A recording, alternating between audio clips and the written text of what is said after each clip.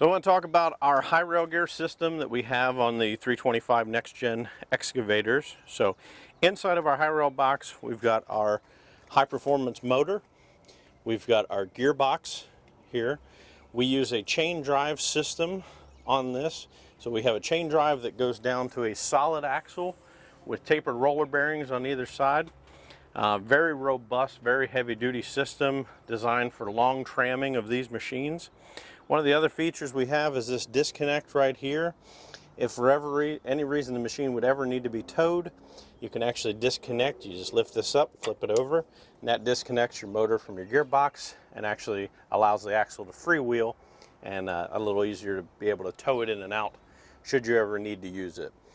This whole motor is mounted in a hinge assembly right here. You've got two turnbuckle adjusters here.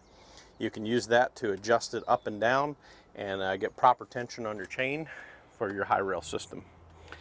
We got two heavy duty cylinders out here for raising and lowering the high rail gear. They actually have check valves in them to check the gear when it's in the up position when you're crawling underground, and check it in the down position whenever you're tramming to prevent any drifting of the high rail box while you're working with it.